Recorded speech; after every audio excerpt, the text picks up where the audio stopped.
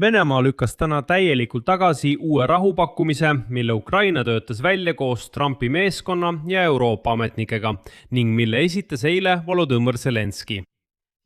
Täna teatas Putini pressiesindaja Dmitri Peskov, et Moskva ei toeta ettepanekut luua Donbassis vaba majandustsoon, mida käsitletakse Ukraina, USA ja EL-i ühise plaani raames. Tema sõnul loodab Venemaa selle territooriumi jõuga vallutada ja alles seejärel alustada mingeid läbirääkimisi. Samal ajal esitas Kreml täna Ukrainale uued nõudmised sõja lõpetamiseks. Ja samal ajal teatati venelastele, et Ukraina relvajõud kavatsesid väidetavalt 8. märtsil 2022 Venemaale tungida, mistõttu Venemaa ründas esimesena. Väidetavalt edestas Venemaa Ukrainat koguni 2 nädala võrra. Aga ma tuletan meelde, et Vene vägede koondumine toimus okupeeritud Krimmis, kogu Venemaa ja Ukraina piiri ulatuses ning Valgevenes rohkem kui aasta enne tegelikku rünnakut. Samal ajal kinnitatakse Venemaal taaskord venelastele, et mingit mobilisatsiooni ei plaanita. See kõik on Ukraina valeinfo. Kreml süüdistas avalikult Venemaa äriringkondi selles, et nad ei kaitse piisavalt kriitilist taristut Ukraina droonide eest. Väidetavalt alustas sõda Vladimir Putin, aga ettevõtjad peavad ise oma objekte Ukraina droonide rünnakute eest kaitsma.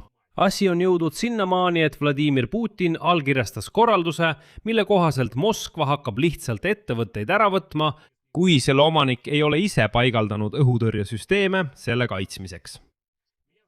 Minu nimi on Aleksei Betši, arutame kõiki neid teemasid koos, aga enne kui alustame, palun tellige kanal, pange videole like ja ärge unustage oma kommentaari jätta.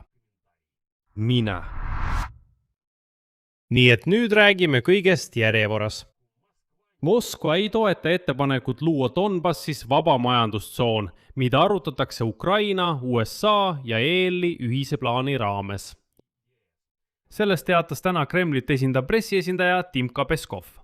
Venemaa diktaatori Vladimir Putini pressiesindaja hakkas välja mõtlema, et kogu Donbass kuulub väidetavalt Venemaa koosseisu. Lisas ta, et selle piirkonna haldamist ei saa teostada ükski kolmas osapool. Edasi tsiteerin Peskovit.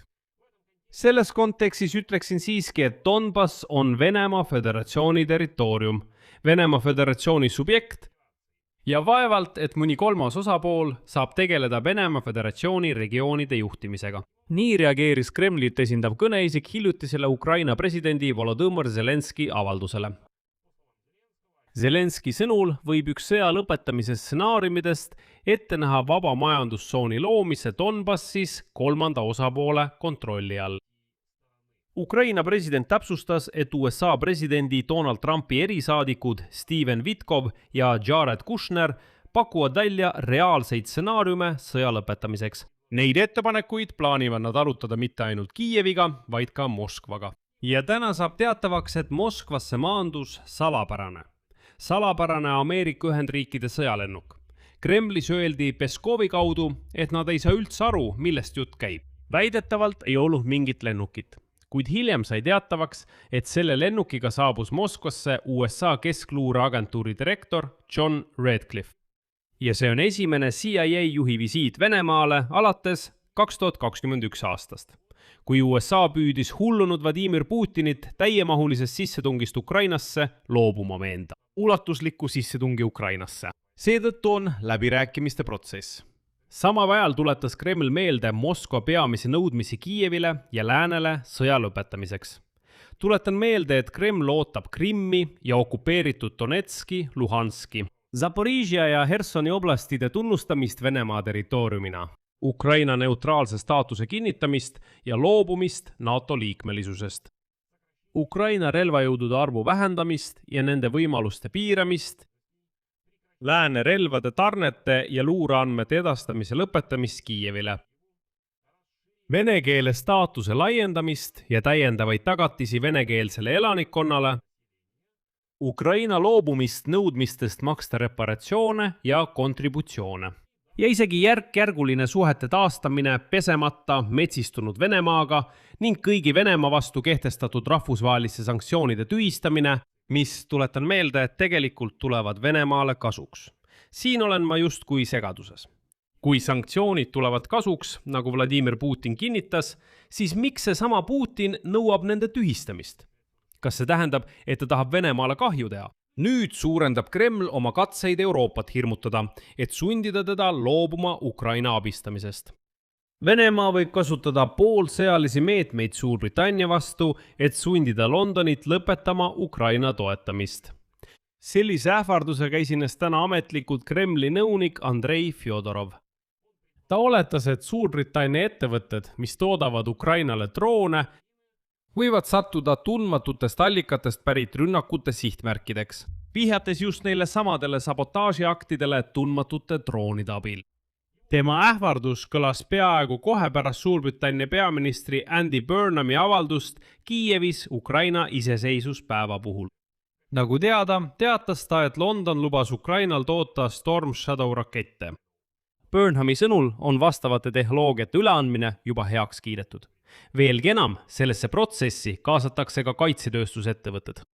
Ja nüüd, viimaste sündmuste taustal, teatas Kremli nõunik Fjodorov, et varem või hiljem võib Venemaa reageerida Suurbritannias toimuvale mitte ainult sõnaliselt, vaid võib-olla ka mingil nähtaval viisil.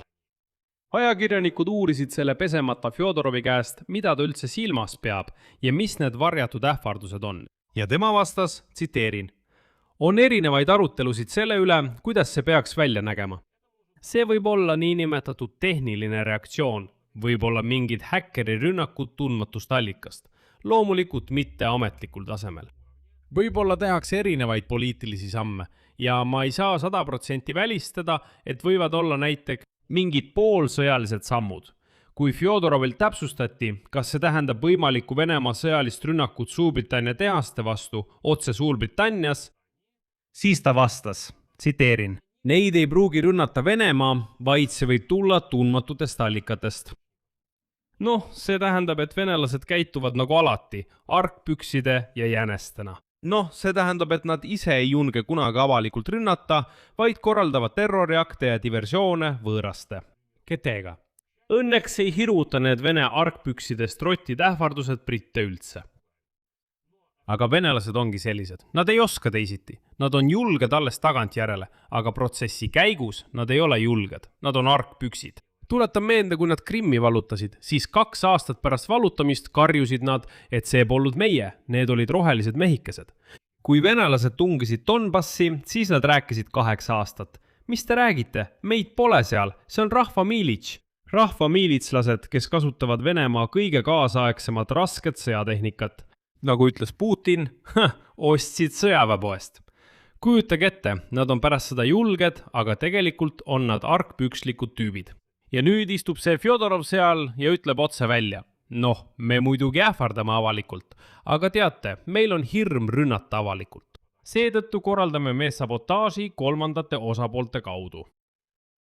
Tuletan meelde, nädal varem ütles Sergei Lavrov, veel üks Vene arusaamatus, et Moskval on väidetavalt andmeid selle kohta, et USA on otseselt seotud Venemaa territooriumi ründamisega. Ta kinnitas, et Moskva esitas USA riigidepartamangule küsimusi relvatarne kohta, luureandmete ja võimaliku Washingtoni osaluse kohta Venemaa territooriumi ründamises Ukraina poolel ning ootab nüüd vastust. Muide, keegi pole neile siiani vastust andnud ja mida tegi Lavrov? Mitte midagi. Neelas selle häbi alla ja läks edasi. Lisaks ähvardas Lavrov, et Venemaa Föderatsioon karmistab oma lähenemisviise, et hävitada kõik, mis lääne poolt Kiievi sõjamasinat toetab. Edasi toon tema tsitaadi. Me juba teeme seda ja nemad juba hakkavad oigama. Ja pole juhus, et üha rohkem hääli meie ühises ruumis kutsub üles kohe peatuma. Nii see ei lähe. Venemaale ei ole vastuvõetav sõjategevuse lõpetamine rindejoonel. Siin on mul huvitav teada, kes ja kus üldse, nagu ütles Lavrov, hakkab oigama. Järgmises saates arutame muide koos teiega eilset soovijate koalitsiooni istungit, kus otsustati tugevdada õhutõrjet, anda üle rakette ja pidada ühiseid sõjalisi õppusi ja nii edasi. Seda nimetab Lavrov oigamiseks. Tuletan meelde, et Ukraina president Volodymyr Zelenski teatas eile, et Ukrainas valmistatakse ette uusi ettepanekuid sõja lõpetamiseks Venemaaga. mis töötati välja koos USA presidendi Donald Trumpi saadikute ja Euroopa ametnikega. Tema sõnul näeb plaan ette relvarahu ja vägede vastastikuse tagasitõmbamise, luues vabaks jäänud aladele vaba majandustsoon. Edasi tsiteerin Zelenskid. See tähendab, et meie ja venelased astume võrdselt samme tagasi ning see loob omamoodi puhvertsooni Mindi juhtimise all. Praegu pole veel selge, kelle juhtimise all täpselt, kuid see on mingi kolmas osapool. Selle plaani kolmas osa puudutab Euroopa Liidu ja NATO julgeolekugarantiisid ning neid samme, milleks Ukraina on valmis minema. Samal ajal teatas Zelenski, et Ameerika Ühendriikidel on veel mitu ettepanekut sõja lõpetamiseks, kuid, tsiteerin, nad tahavad leida sobiva hetke, et neid jagada. Kremlis lükatakse see rahuplaan praegu tagasi ning samal ajal kutsutakse venelasi kindlasti mitte paanikasse sattuma. Teated uue mobilisatsiooni ettevalmistamisest Venemaal on valeuudised, mida levitatakse olukorra destabiliseerimiseks riigis. Sellest teatas täna Putini pressiesindaja Dmitri Peskov. Järgneb tema tsitaat. Seda kõike levitavad Ukraina võimud. Loomulikult püüab Kiievi režiim ideoloogiliselt meie olukorda kõigutada.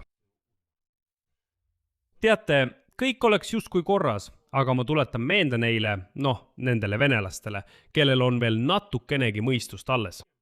Tuletan meelde, et 2022 aasta septembris, umbes nädal enne mobilisatsiooni väljakuulutamist, seesama Peskov kinnitas täpselt samamoodi, et mobilisatsiooni ei tule ja et kõik väited selle kohta, et see tuleb, on kõik Ukraina provokatsioonid.